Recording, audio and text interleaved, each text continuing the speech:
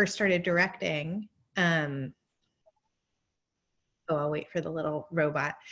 When I first started directing, actually up until not that long ago, I auditioned for my jobs trying to please them. And it was all about like, I'm going to do this little song and dance. Please like me, please hire me. And then when I just decided, listen, you can take me or leave me. I'm just going to do the work. And when I focused on the work, and when I no longer cared if you were going to hire me or not, but I actually looked at it as not how do I get hired for this, but how do I make this work better? That if you actually gave me the job, what would I do? And so I noticed I was rewriting a lot of stuff, but the jobs that I did get and I was able to really make them great and what I would want to do, suddenly all of a sudden like it shifted and I started getting hired a lot more. What happened? Was it something that like how did that shift happen for you? I think I got tired of doing work that I wasn't proud of. You know, I got tired of it. I was like, listen, we all have to take bread and butter jobs. It's, you know, and we also take those jobs and do try to make them as great as possible. Yeah. But I think I was like, and I got a little taste of a couple of really good jobs in terms of like great storytelling. And I was like, this is what I want to do. And this is how I'm going to do it. But really the shift came from inside me, and it's shocking the power that you actually have. How Yeah. cool to hear that, because I feel that actors feel like that very often, and we see you guys directors um as up in a pedestal, already having the job, like we need to please you guys, and you guys go through a very similar experience as directors, and we actors forget that sometimes. Yeah, of course. It is not an easy position to be in as a director. And there's a lot of behind the scenes stuff that I'm so excited to share today. I mean, first of all, I just want to thank you for having me because it's funny, casting is my utter passion. And I would say as a director, it's my focus. It's the thing I think is my strongest skill as a director. There are loads of things that I am still doggy paddling around, special effects, for example. But casting is something that I really pay attention to. I spend so much time. I think it's the most time I spend on it, of everything, of all the parts of the process, because to me, it is everything. It is your entire thing. And if you have the right cast, you know, then So much easier. oh, please. I know. So anyway, I'm thrilled to be here. Thank you for having me. I'm excited to talk today. Cool. So can you just introduce yourself to everybody and just give them a little bit of a history of what you do and how you started and all that good stuff? I would love that. Hi, guys. I'm Lisa Rubisch. I've been directing TV commercials for 25 years. Some of you may have seen me sitting behind the desk, scribbling away. I got my start. Let's see. I was a little kid. I was one of those annoying kids. I was always writing, directing, and starring in my own productions that I would put on for my classes. And I think I was in second or third grade, and my teacher called me aside and she was like, so the kids have been complaining about you. They don't want to practice your play every lunch hour and recess. They want to play kickball. So you got to let them play kickball. And I was like, who said that? Who doesn't want to be in my play? And so I was always telling stories and acting them. I actually thought I wanted to be an actor because when you're growing up in, a small town in New Jersey, like I did, like, your only exposure really to this world is being in plays. So I was an actor. I think I was probably pretty bad at it. But I loved it. Nothing made my heart beat like being on a stage. And I had mostly small parts because it was musical theater. I can't sing or dance, but I love it. But when I was in college, I was finally able to be in a straight play, and I was in a Pinter play. I actually had my first lead role. I was very excited. And it was opening night. And I heard this really strange noise. I was waiting in the wings about to go on. And I heard this strange noise. It was going chugga, chugga, chugga, chugga, chugga. And it was like, what is that? I was like, it was just me back there. It was a small production. And I heard it chugga, chugga, chugga, chugga. I was getting louder and louder. And I looked, and it was the teacup and saucer in my hands. My hands were shaking like this.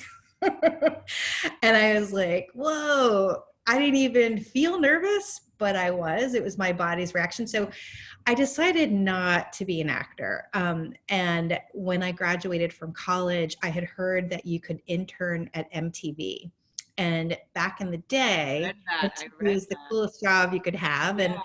I somehow, begged, borrowed, lied, stole, whatever, my way into an internship, and I turned that into a job. And so I directed the promos for MTV right around the time that grunge hit and Beavis and Butthead, Snoop Dogg. It was Wow. such a thrilling, most excitingly creative time in my life. And I was there for about 6.5 years. And then I got noticed by a production company.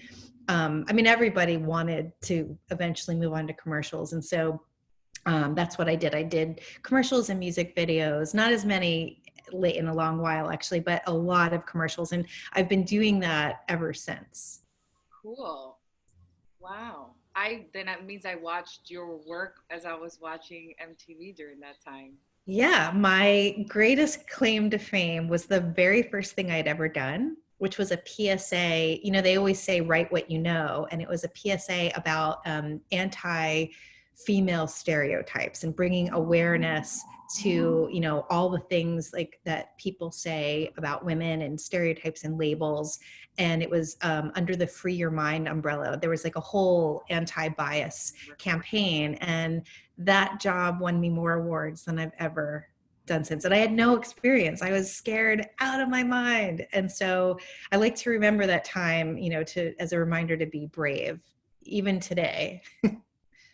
I remember, so I met you in the audition room and then we worked together in a commercial.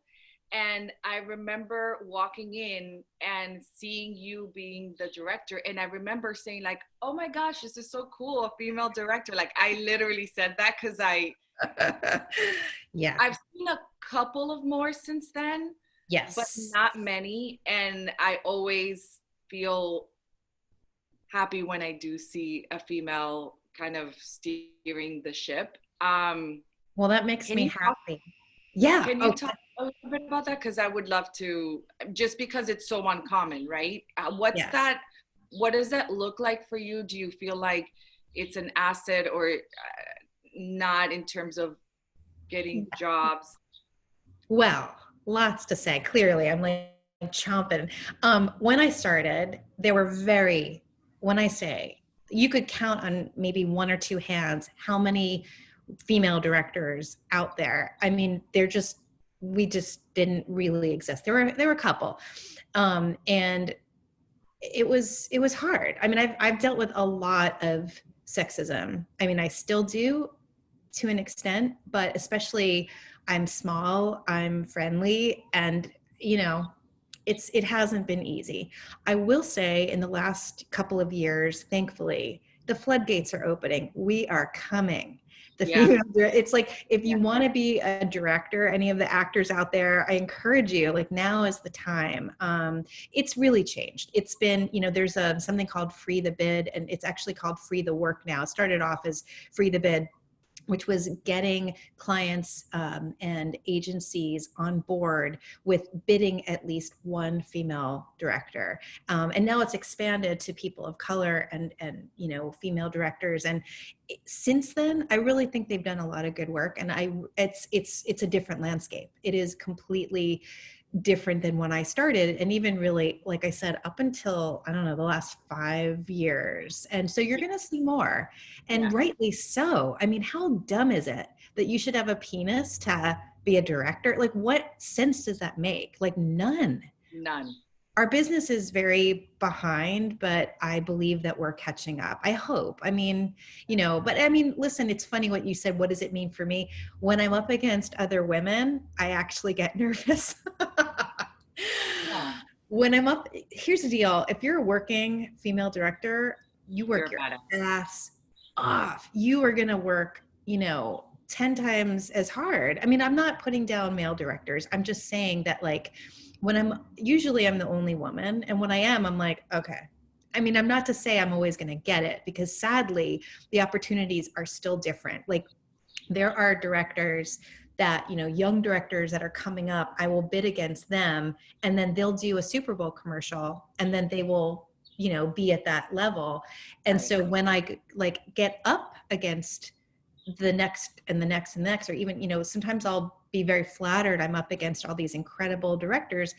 They're younger than me. They have every spot on their reel is a Super Bowl commercial. And it frustrates me because I too, if I was picking, of course you're going to go with like the giant budget, you know, you're going to go with the people who have 12 Super Bowl commercials instead of like someone like me who like has to like work really hard to make a mediocre script good, you know? And so it's very frustrating because at one point someone gave that director their first and second and third Super Bowl commercial.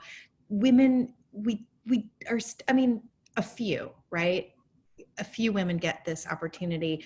I think if you're famous, like if you did a movie or a music video that launched you into celebrity, you have more of a chance of getting, you know, Yeah. that Super Bowl commercial, that Olympics commercial. If you're, you know, someone who's come up in commercials, not so much, you know. It's like I said, it's changing and I'm really glad for it, but you know. It's sort of like YouTube stars all of a sudden will get something, even though you've been working for in acting for a long time, but this person has some shine on them. And It's celebrity, right? You so, know, people still are, I don't know, it's boring and annoying to me, but I don't care about that okay, personally. cool. So tell me a little bit about the audition process from a director's point of view, because Yeah. yours is very different than ours. You're watching us and we're going dun, dun, Yes. dun, dun, It's so interesting. So the first thing, I one of your questions that you showed me in advance was, do I watch the whole audition? yeah. And the answer is absolutely. And sometimes I watch it 2 and 3 times. Okay. Now clearly I can't watch everyone's, you know, that many times because it's a lot of people to look at. But my first time I look, I watch everything very carefully, and I cast a very like generous list. My list is very long. I think I drive my casting directors a little crazy because I'm like, I don't really know yet what my cast is going to look like. So how could I, you know, narrow it down? Like I could have this kind of cast. I could have, if it's a family I'm casting, it could be, you know, nerdy, intellectual family of tween girls. It could look like anything. So I like to keep it pretty broad, but what I say is don't call anyone back yet. If I'm doing 3 days of casting, if I'm doing 6 days of casting, I want to look at my entire pool to know what I'm working with. So I'll be really generous in my callbacks. And then right before callbacks, I will go through everybody and I will watch people very, very closely. And I will ask myself, would I really cast this person? You know, and I will bring back wild cards. Like if someone is like, you can tell they're a green actor, but there's something interesting, something I'm curious about, I will call you in. You know, so I take so much care and effort, and usually by the time I call them in, I know their name. Like I'm a little bit of a weirdo with that. I pay attention.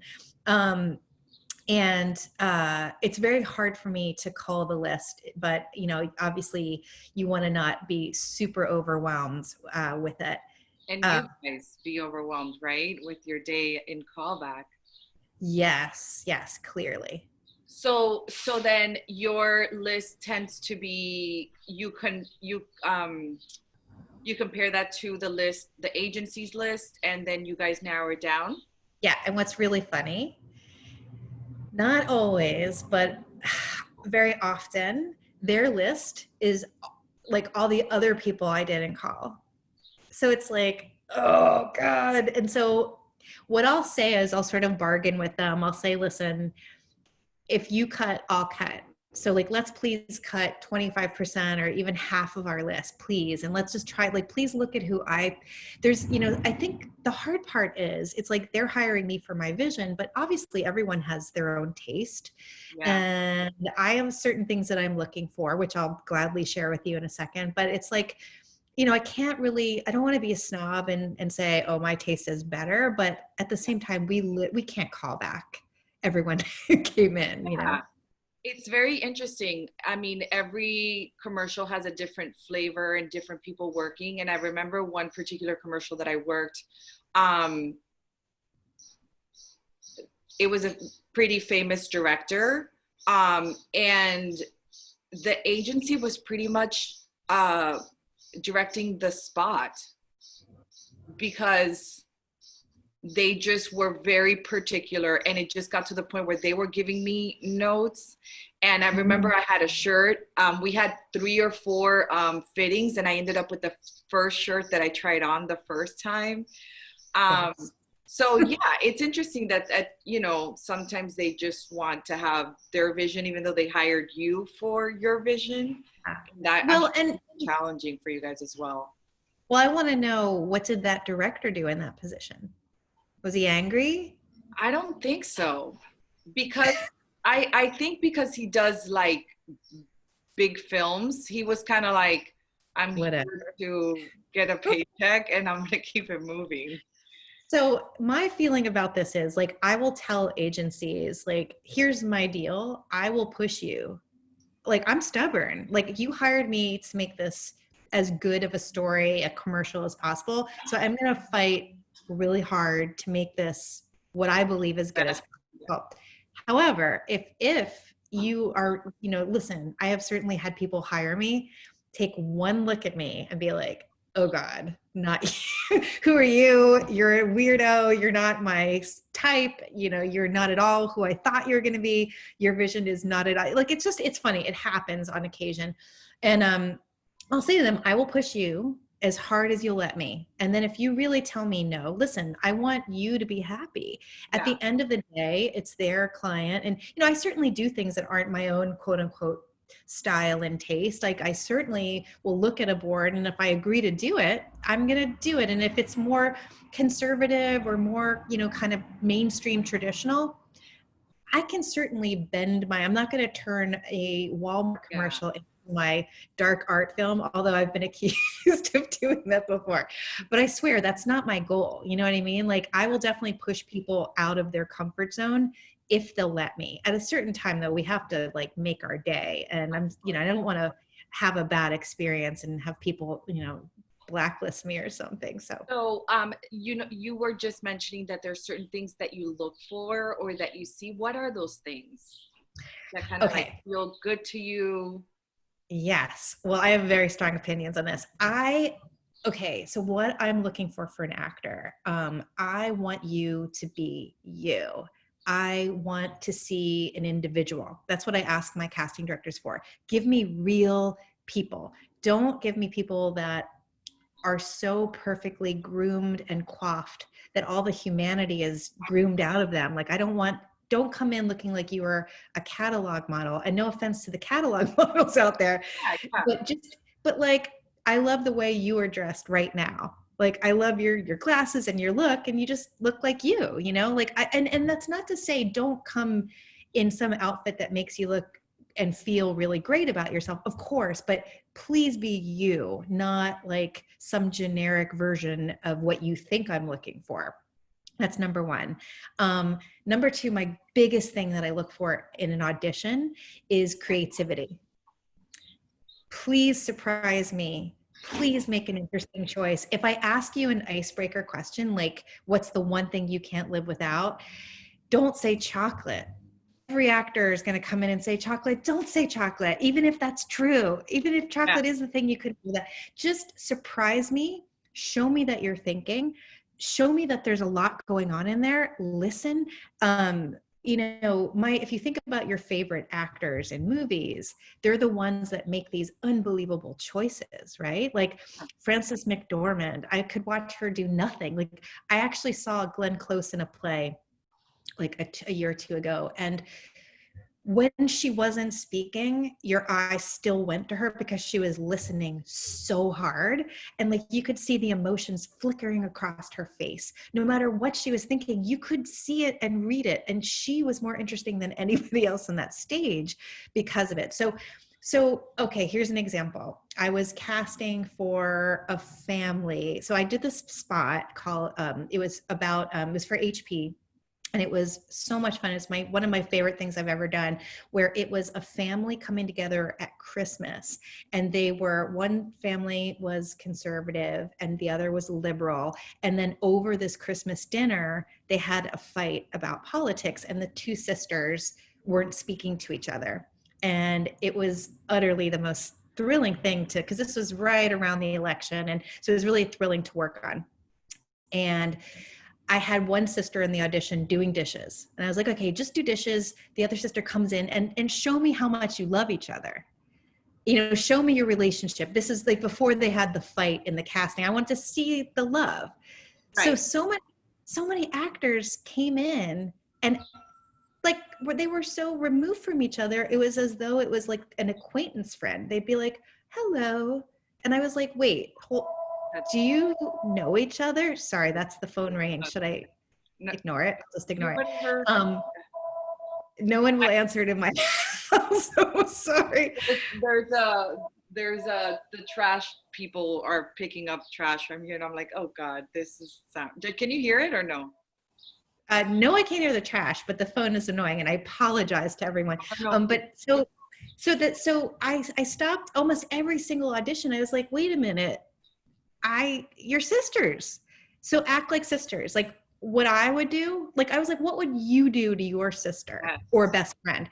What I would do is go in and pinch my sister in the ass. Yes. Like, yes. And so, and the actors were like, really? And I was like, no, that like be a sister. Don't be like some acquaintance friend that you know from like your kid's school. Like, no.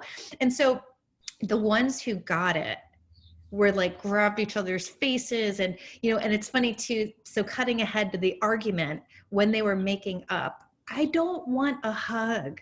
I don't want to, I'm sorry. And that's like, of course you're going to think of that, right? Like as a writer, as an actor, as a director, that's the first thing, right? You have a fight, you yell, and then you say you're sorry and hug. That is so boring. Show me something else.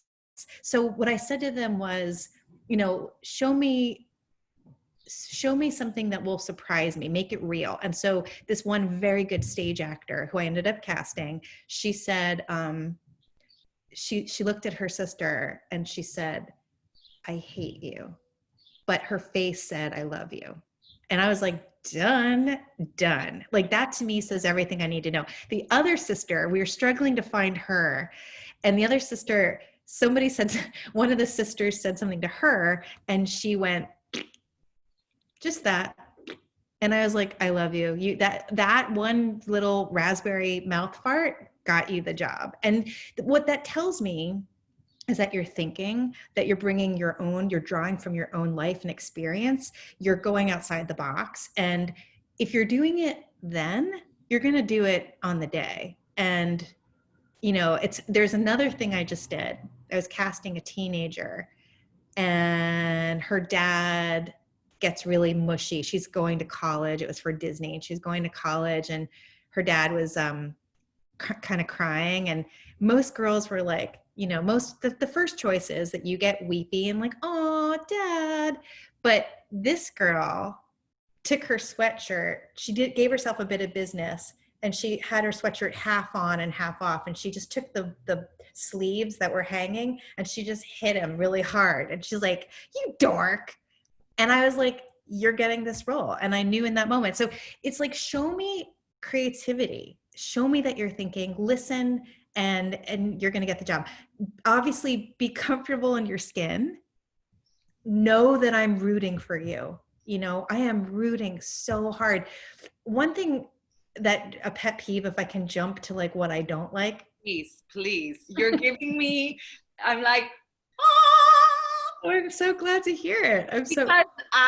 This is exactly what I tell my clients in theatrical auditions, in my commercial class, in all of this. I'm like, yes. And I say, would you actually do that?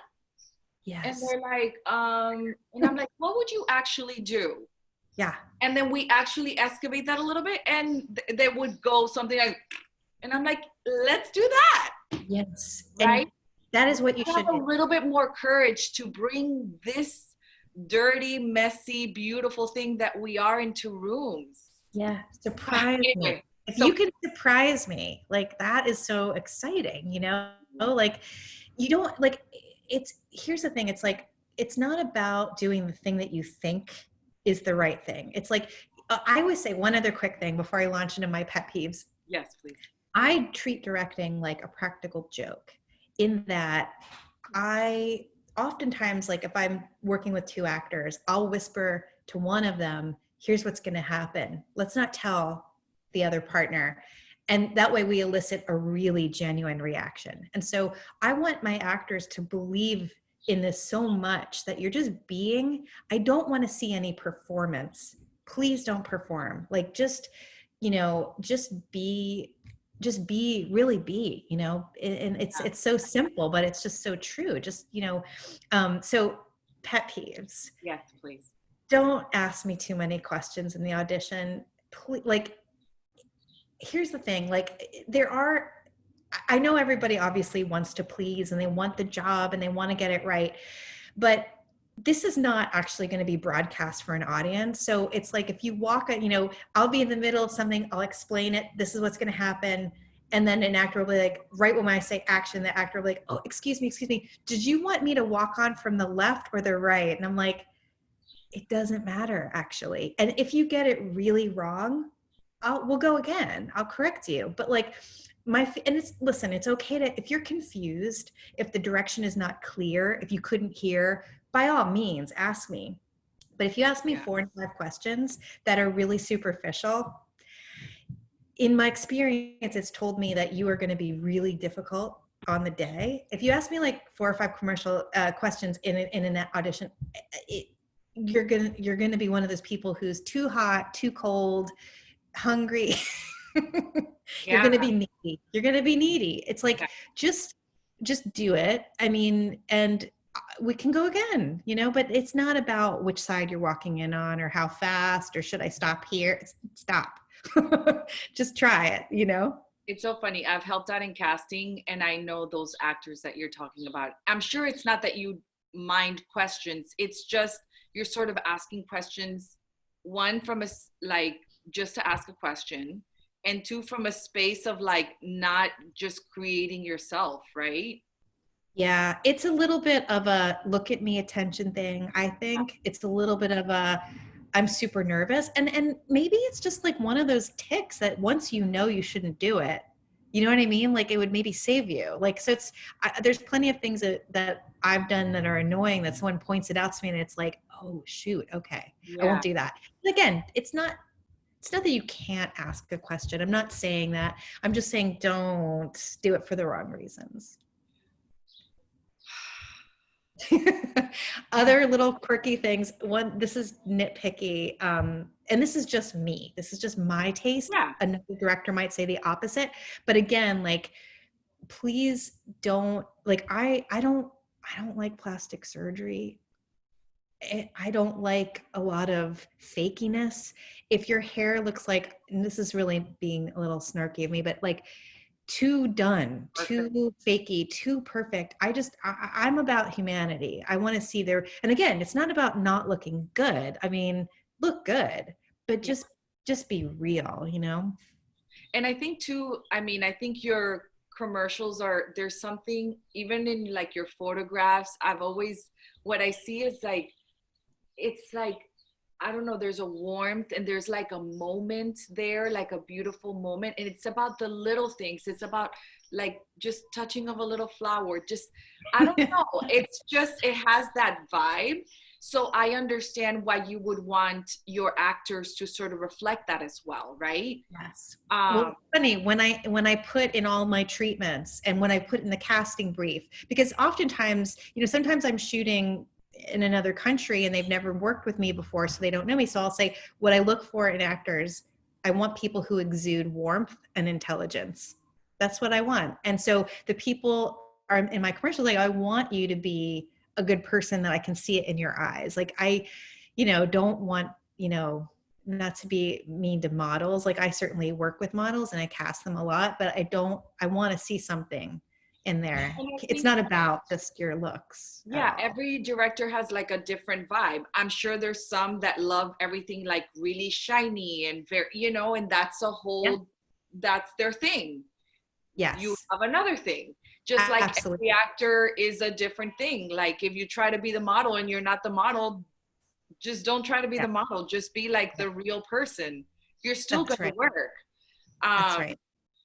yeah, I think a lot of actors feel very challenged by that because of this business. Like we're told that we need to be perfect and beautiful and skinny and tall. And it's like there's space for so many different kinds of people. Just be that so hard, you Yeah, know, I be that. know. But it's like there's only one of you, right? There's only one of you. And that's what I'm looking for. And I know you're right. Like, listen, there are directors who specialize in car crashes and exciting and, or they do slick fashion or whatever. It's just, but I guess the point is that there's definitely somebody out there who wants to work with you, you Yeah. know? It's, Um, do you tend to work with the same casting directors? I do. I You mean, occasionally I'll venture out and try somebody different for a particular project if I'm, looking for a very specific thing. But for the most part, I do work with the same ones, East and West Coast, and even in Canada, because I trust them. yeah. I know that their taste is similar to mine. My favorite thing in the world is when a casting director doesn't, just give me a giant cattle call, really, where I have to find the needle in the haystack. I love the casting directors that pull in smaller groups that they're like, I really thought this through, and here's a handful of what we think are perfectly picked and chosen for this role. I mean, it doesn't always work out that way depending on what project is, but I love that deep, attention to detail and the thoughtfulness. And also, if I always ask my casting directors when I'm making the decisions. I was about Sometimes, yeah, so sometimes I'm like, oh, it's so hard. I mean, it is hard because sometimes I'm in love with two or three people and I'm really struggling, and the casting director will, well, nod me off and say, well, you know, you can't go wrong. I know all three of these actors, they're all incredible. Because I'm sure you have relationships with casting directors, right? So it's not, they might say, I think this is a more interesting choice for this particular role because X, Y, and Z. And it's not that I always go with what they say, but I often do listen to them because they're the ones that know you guys even better than I do. right. And they see like my work a bunch of different times and they say this girl's always solid or this guy's always solid, and you know that that person is going to be able to deliver on Yeah. set, right? And work ethic, all of it. Yeah. Do you is it different casting in different markets, in terms of actors or maybe style, or is there any difference in maybe say Canada versus New York? Do you go to smaller markets as well or not? Yes. Oh, yes, I do. And sometimes I have to, do non-union and stuff like that. So is it different? Yes. I mean, LA and New York, you're spoiled. You're spoiled. And, I personally, look, I'm from New York, so I'm slightly biased in terms of the theater. I love pulling from theatrical communities because, they've got a lot of, theatrical education behind it. They've, I think I get excited when I have the opportunity to work in New York. I don't really get to work here very often. I think it used to be that I would do most of my work here or half the year here. And now if I'm lucky, it's once or twice a year. So I would say mostly LA. LA obviously has wonderful actors, incredible diversity. So I'm spoiled. When you go to Canada, it's harder because the ethnicity is different. It's a different pool. Often when we go to Canada, I'm also shooting non-union. So I don't really, it's mostly a white pool. So it's challenging. It's white and Asian. And so it's that I love shooting in Vancouver. It's one of my favorite places in the world to shoot. But I know it's going to be like, it's going to be a little bit harder given the American diversity that we're actually has gotten so much better. That's another part that I often fought for as a director. That was very, very frustrating to me up until recently. I want to say the last couple of years we're actually allowed to have a more diverse cast, and clients want a more diverse cast, but it wasn't that I've long seen ago. like couples that are two different um, ethnicities. Almost as a rule now. Yeah, I'm like, Look at that. I remember years ago that would never happen. Not that long ago. Not that long ago. I mean, it's crazy. Also, like, and this would even be my agency would be, of color. And they themselves would tell me, oh no, in this vignette, you can't, the fireman can't be Black because the vignette before the teacher's going to be Black. And so those two vignettes are going to go side by side. And I was like, why can't they both be Black? And they were like, well, I was like, but we have white on white. And Yeah. they were like, well, I was like, well, what? And they're like, well, I was like, I don't know, because these are the best people for these roles. Like I've pushed, and I've been told so many times, like from clients, are you calling us racist? I'm like, oh, I'm not saying anything. I'm just saying that these two vignettes could go next to each other. I'm just saying that, listen, I pick the best people for the role. And if they happen to be, whatever they are, I'm sorry, but that has changed like drastically. I feel like clients have felt pressure to represent Americans as they really are, and hopefully that change will stay. And it's been really freeing and liberating. I mean, I used to also, you're doing a party, you have to have like a mix of everybody. It's like, why? Come on, it's not, anyway.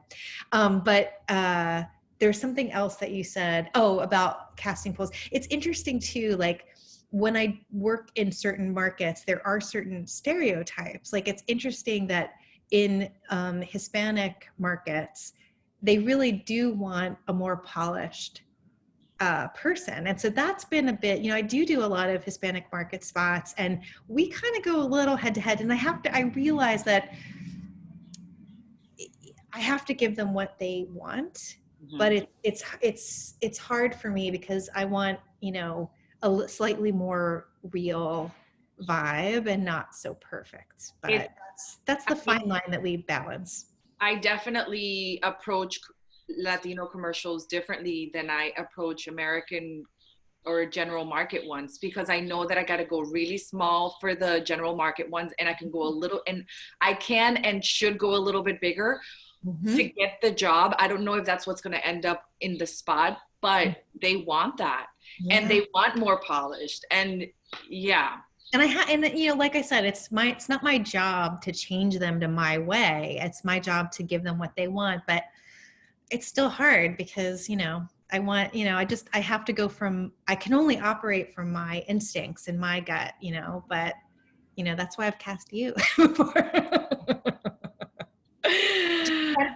I'm going to ask you one more question because we've gone way over in time, and I want to honor your time. So, do you tend to work with the same actors like over and over again? And how many people do you tend to put on a veil? That's a good question. I definitely listen. Once I fall in love with you, you're in my little, Rolodex in my brain, and I will hire you again and again and again and again. If you're good, if I know you're like a team player, if I know, I mean, again, you make my job easier. So yes, like, and it's really wonderful for me to see the actors that I have cast a million times start to become famous or go on TV shows. Like I've worked with a number of actors who have really exploded, and it's thrilling, and I hope you all do. Like I want that for you guys. But yes, I do if I can. And I, of course, like one couple things I want to say before we go. One thing is, I hope that actors know how hard we fight for you guys, and we don't always win. And there's so many, I know that you guys know this, but I hope you really understand how not personal it is, because I might love you, the agency might love you, and the client at the last minute. Oh, here's an example. I not well, the client may not like you. They may have a different vision, or they might say like, "Oh, that actor looks like an actor we put in a commercial 2 years ago," and you're like, because they have long brown hair, they Yeah. look nothing alike. But anyway, I was casting for something recently where it was a it was supposed to be like a 40 something African American woman, right? And we cast for a couple of days, and I fell madly in love with a handful of women. I was so excited to work with them. They were amazing. And I believe the night before or the morning of the callback, the client changed their mind to a different ethnicity. And so I still had all these people coming. It was way too late to change. I knew that I was not going to cast them. I mean, we knew. And so we had to scramble to find whatever the ethnicity was, and pull in a handful of people. And I was crushed. And so all these wonderful actors came in, and I'm sure that they read the room, and we were deflated. And we went quickly because we knew we couldn't cast them.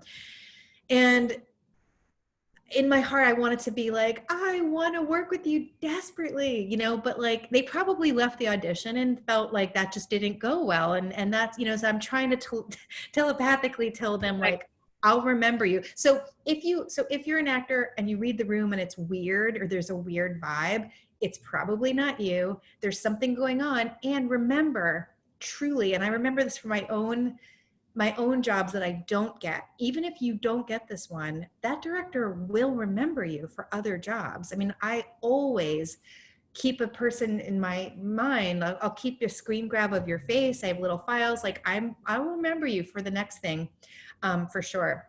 But I was going to say too, like I've worked with a number of celebrities before they were famous. And I got to tell you, two good stories. One, this really incredible actor came in, and I loved her, and we were actually flying to Italy. And so it was a juicy role because we were getting to shoot in Rome. And she was hands down, she was really good. And the agency loved her too. And then the client didn't want to go with her. And I knew why. She is, and I feel terrible saying this, but hopefully this will get back to her. But the client said they didn't like her and they couldn't give a reason. And I knew what the reason was. They wanted someone who looked traditionally textbook pretty. They wanted like an Alicia Silverstone or whatever. And I said, no, give me a reason why you don't like her. I understand, like, just please tell me why. And they said, oh, she has a lisp. And I said, I didn't hear a lisp. And they said, and we called her agent. Does she have a lisp? No, she has a retainer. She'll take it out. She was like a teenager or something, in her early 20s. They did let me cast her. Her name is Elizabeth Moss. What? A beautiful woman, a beautiful, interesting woman. A killer on screen. One more story for you. And listen, I love these stories because I think they just really illustrate the techniques that I speak about, but in story form, which are so much more interesting than telling the techniques. So I have 25 years worth of stories for you. So I was casting a role called The Weird Guy. It was like a giant, multiple commercials, giant cast. And it was a vignette, little teeny cameo role in one of the vignettes. And we needed to cast the weird guy. And this one guy came in and I saw him and I was like blown away. I was like, holy shit, this guy. And the agency was like, he's too weird to play the weird guy. And I was like, it's the weird guy. He's perfect. He's amazing. And then I saw him in a play, an off Broadway Chekhov play. And I went up to him, and my friend was in it, and I saw him, he was also in it. And I said, dude, I am going to cast you. I loved you in that commercial. I'm so sorry I couldn't cast you. I'm going to give you a role. Don't you worry. And he was like, cool, thank you. Well, shortly after, Adam Driver got cast on Girls. And I had the pleasure of, I worked with that agency again, seriously, 8 years later. And I love her. She's brilliant. She's amazing. She's a creative director. She's a friend of mine. And I said to her, I never do I told you so's, but can I just do one I told you so? She's like, who? I go, do you know who you wouldn't let me cast? And she's like, who? I'm scared. And I'm like, Adam Driver. And she was like, he's my favorite actor. And I'm like, not back then he wasn't. Mm-hmm. Wow. So all I'm saying is, and I've worked with like, I worked with Tony Hale before he was famous, and I worked with Josh Gad, Taryn Manning, Melanie Diaz, like a lot of actors who have popped. And believe me, none of them were traditionally like they were people I had to fight for. So just, I think that put on your Teflon, do the work. Never stop being curious, though. Never stop learning. Even though I'm a middle-aged lady director, I'm still constantly trying to learn, like I think that just keep working on yourself, do the work, and hopefully you're going to get your moment. Just, don't quit.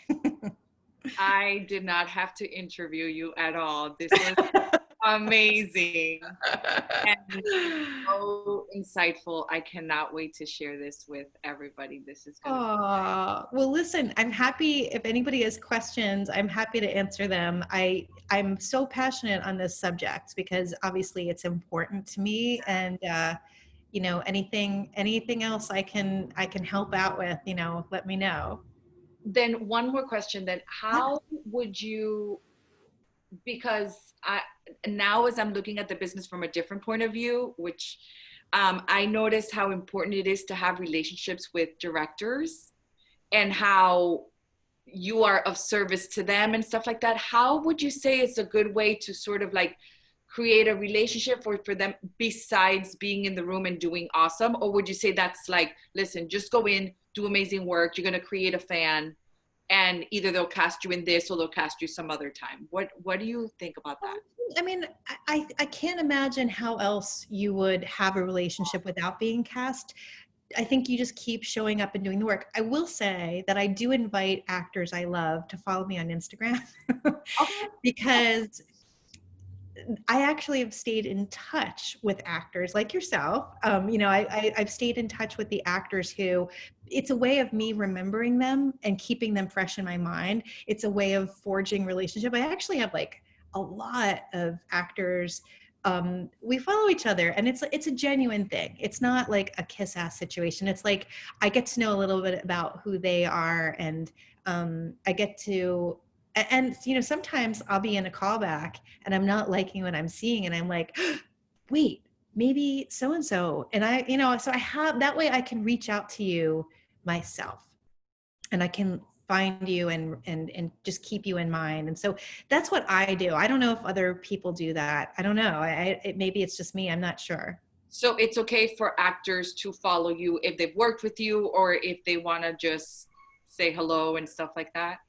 Yeah, I think so. I mean, there are people who follow me even when I don't invite them to, and that's okay. That's Yeah. okay. I don't mind. I mean, I don't obviously want to keep, to Right. write back and forth every week like I do, Right. and Right. just because I'm busy. But no, I don't mind it. I don't And mind it at genuine, all. honest connection too, I think is important, right? It's not just like, hi, I'm, it's Yeah, it's genuine. And it's nice for me to see what you're working on. If I see that you've been cast in another commercial or a TV show or something, it's kind of fun for me to, I'm rooting for you guys, really. We want to see you succeed. So it's really exciting. One actor that I worked with a million times, well, a couple of them are starting to really blossom, like Michael Liu. I'm sure you know Michael Liu. uh-huh. He's such a great guy. Like, it's just, he's one of those guys that you're just like, again, follow on Instagram, and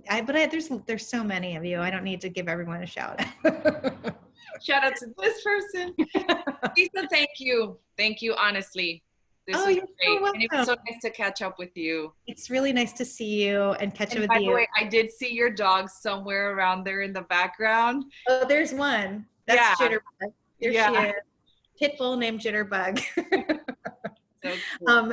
Really, this was such a treat and a pleasure, and I hope this is helpful, and enjoy the rest of your day, Kaz, and please be in touch. I will. Stay safe, okay? You Thank too. you. Thank you. Yeah. Bye.